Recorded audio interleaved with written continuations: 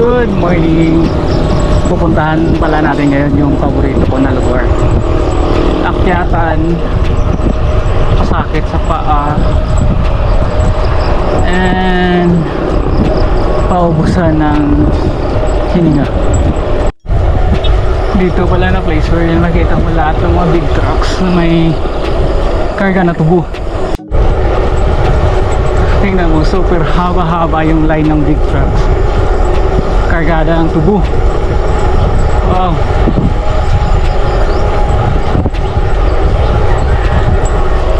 Yan yung packet na yan na sa babaw, nasa 4% na gradient base yan dito sa map, and all the way galing doon sa likod talaga nasa around 2 to 3% yung gradient, all the way na yan papunta doon sa ibabaw. Nakit natin 5%. Tingnan natin magsasalita while umakyat hanggang saan yung hinga natin, lalo na doon sa destination tayo. Yan, talampasan din 7%. Okay, nandito na tayo ngayon sa destination. Ito pala yung umpisa, pinaganda nila ang daan. Sementado na yung left side, yung sa left side ko.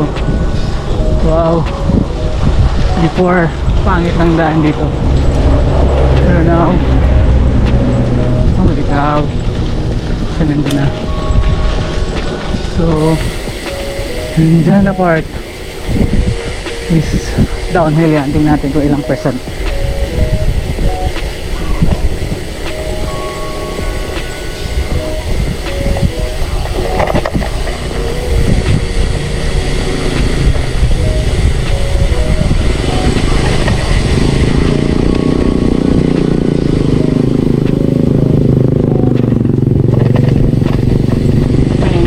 Back to the front. Okay, ito medyo mataas din, nasa minus 8%. So medyo masakit din dito kung aakyat kayo. So nasa 8%, 12% pala, 12% pala yung paakyat. So nasa gitna na part, kaya pala medyo mataas, negative 12. Okay,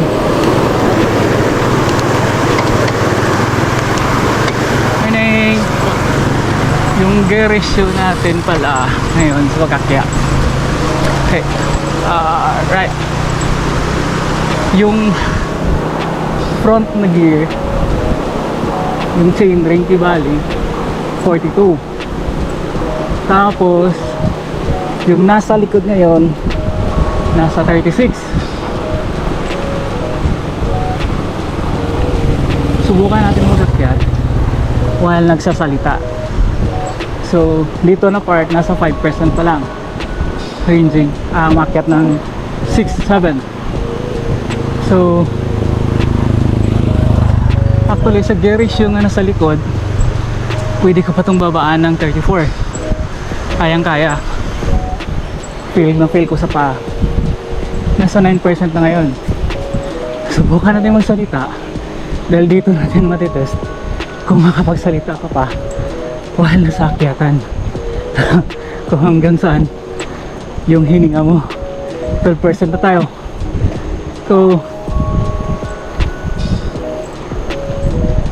So yan, 12.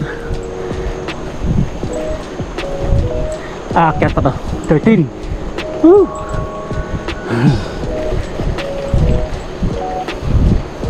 14. There we go. Wow. 14, 15. So 13, 14, 15% dito paakyat. Yo. So nasa babaw na tayo. There you go.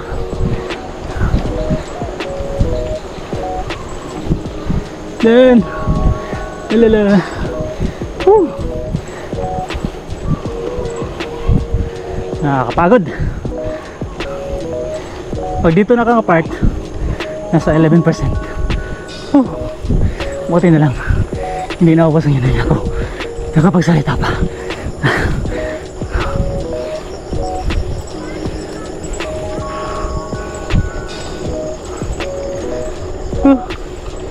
Apoy. Nakapagod.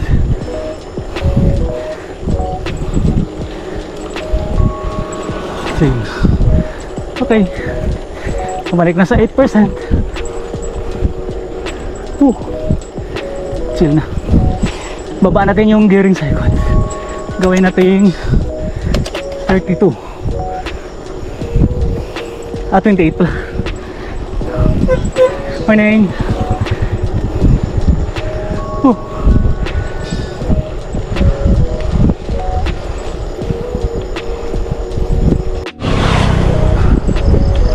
Okay. So hindi ko lang nirecord lahat dahil sayang yung battery. Save na rin. So yun.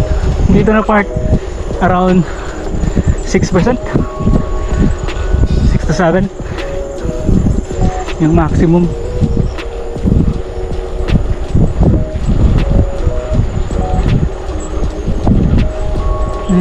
Yan, flat na siya. Flat pero nasa 7%. Good morning.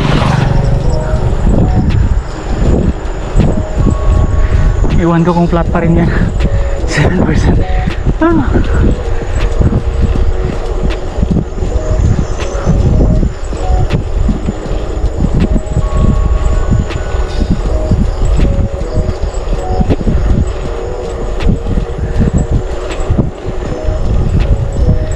And then yung dito na part yung mas maganda,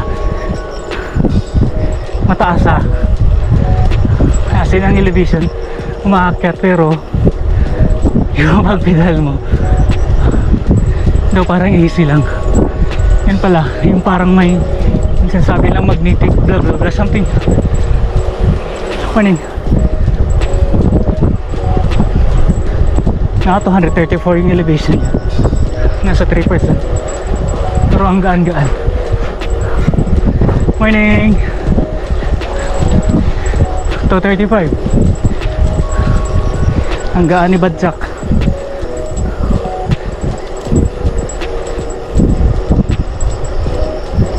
Dubi. Wag 236. 237. Pakyat to na pakyat. Ang gaan, Badjak. Bakit? Yung slope niya nasa 2% lang. Yan, medyo malapit na tayo lang. More or less mga alis than 2 kilometers. Nasa location na tayo. So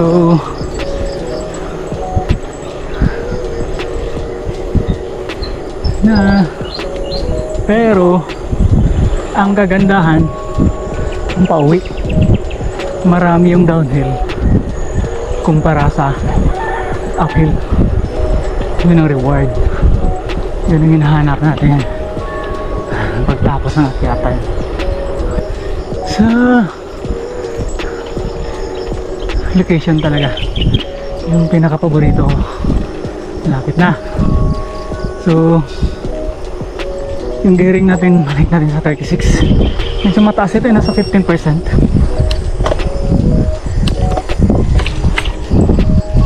Ayan, nasa 28 ito kanina 36 na yan. Ayan mo, medyo mataas. Water muna tayo.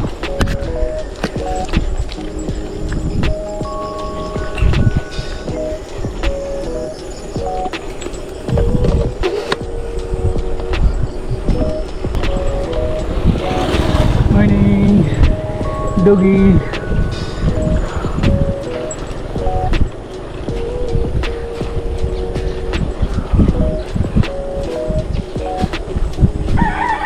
Akyata na. Ito na yung the best part. Umpisa ng 7 slope, 7%.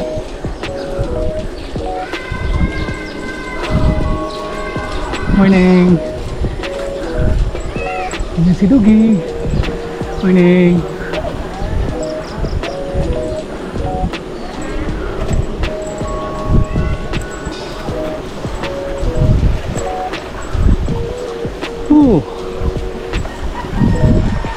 Taas.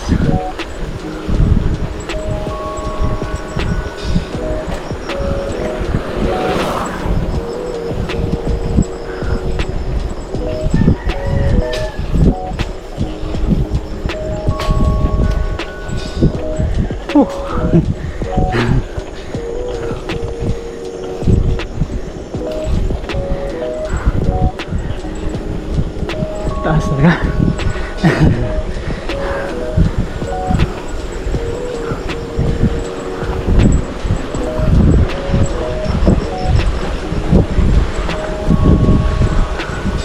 La la la.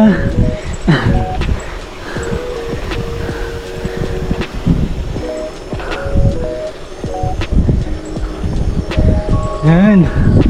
Ay, salamat. Survive. Morning.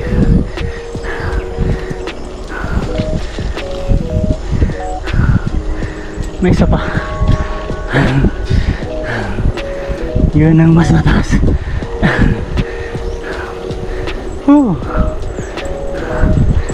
Nakapagod.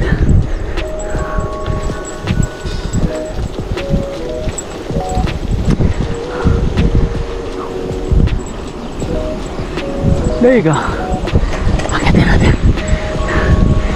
15%.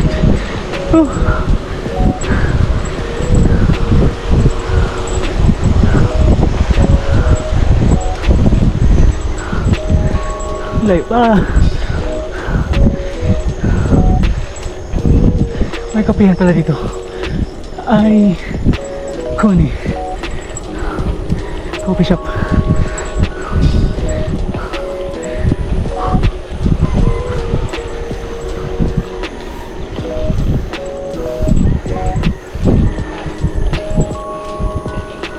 Morning.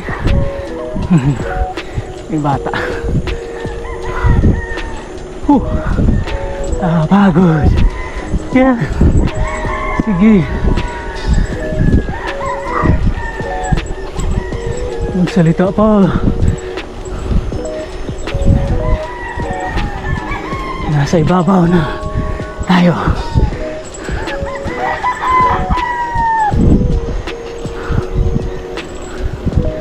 Yay!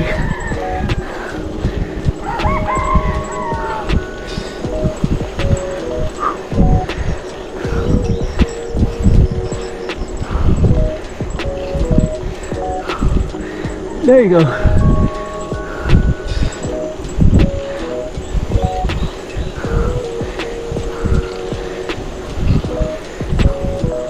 Nasa ibabaw.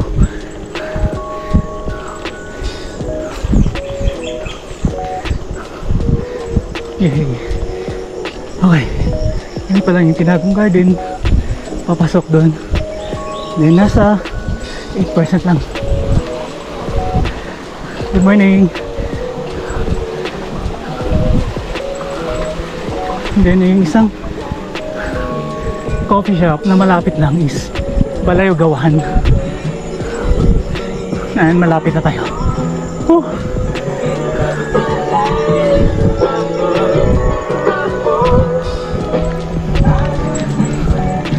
Everything I own just to have you back again. Ito pala yung Balayogawan. Yan, Balayogawan. Dito na tayo mag-U-turn. Okay, ito na yung reward natin. Nahinay lang dahil daan yung may klase pa.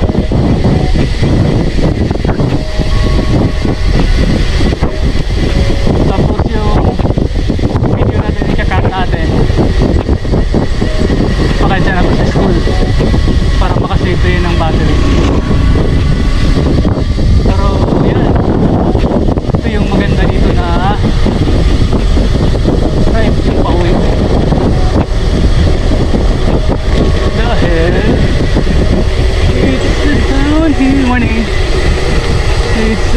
Hill. Yan ang school nila. Kulay blue.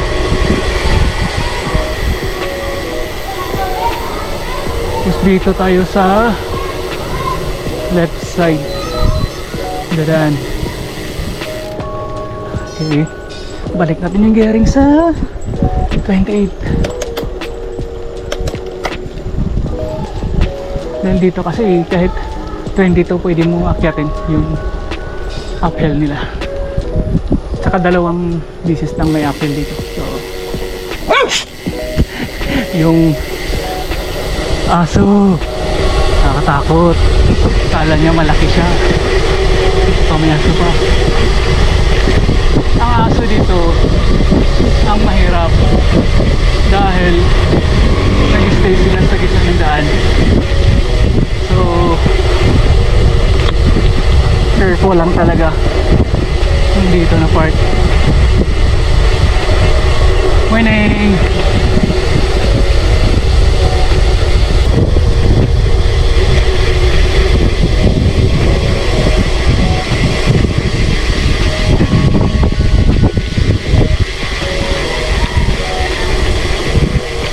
Dito kasi nasa ganitong downhill na to, nasa negative 7, negative 6. So kung sa kabilang side ka, all the way kasi, all the way from 4 to 7 yung road.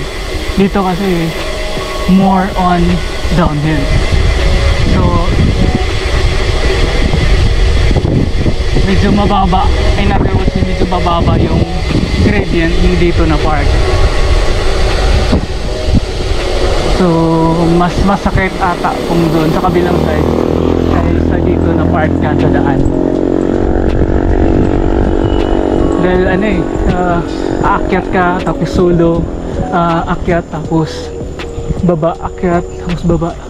Doon na side, sa other side is akyat, akyat, akyat. Walang akyat baba. Puro akyatan.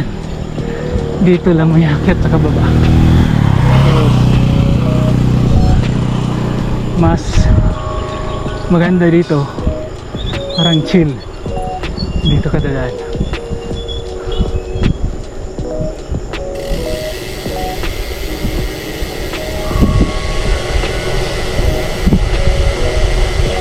Morning!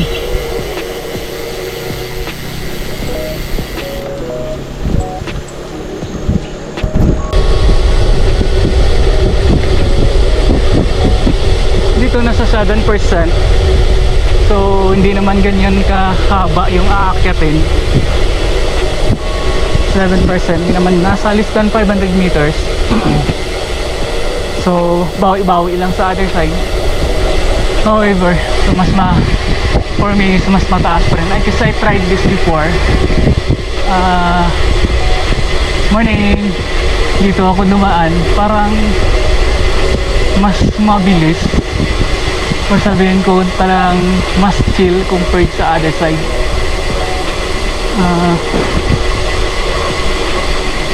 So dito na part, yan, ito yung sinasabi lang ito ng river. So negative 12% dito. So aakyatin nyo ang 12%, magaling kayo dito sa baba. Magaling kayo dito sa baba, aakyatin nyo talaga yung 12%. Yan ang tunang ng river. So ayun, andyan pala nasa around 13% yung paakyat. So antayin na isa. Okay, nasa 32 tayo dito. 32 yung likod, 42 yung front. Akyatan na. There you go. Taas. Taas pala. Yan ito isa. 36. Yung pala nasa 12% pa dito.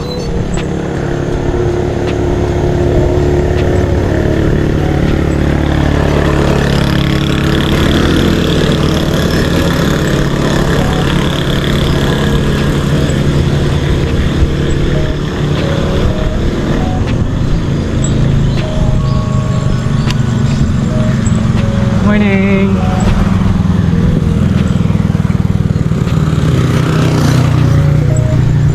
sa babaw.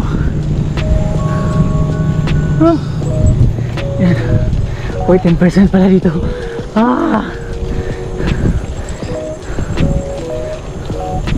Pero kaya sa 36 ang likod.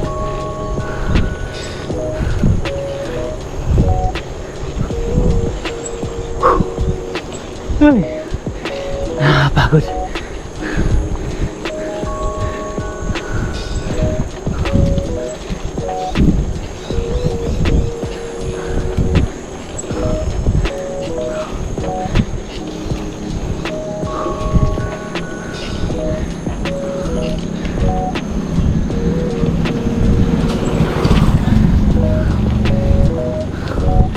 Whew. There you go. Balik na. Switch back natin to 13.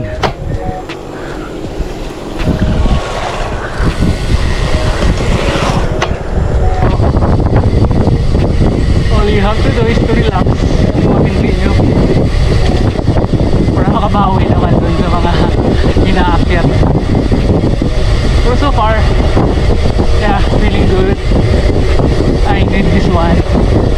I need to climb. If I wanted to, like almost every day, I should have to. But my work is so schedule lang natin either once a week or twice a week. Pero mas maganda sana kung kahit 5 days in a week, tapos 2 days ng pahinga. Magandang recovery na yun. Tapos ride ka lang ng 2 hours, almost 40 plus kilometers with this climb. Yung total distance kasi from my place going pa away is nasa 40 something, 40 kilometers. And then almost ang time duration yan, kung kailangan ko talagang intense workout to, mga 1 hour, less than 2 hours lang. Pero pag nasa normal lang, nasa mga 2 hours in total. So yes sir, sir, morning!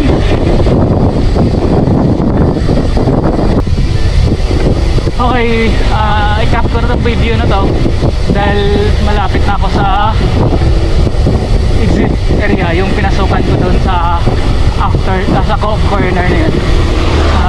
Yeah, doon ako mag-breakfast sa may malapit sa City Hall.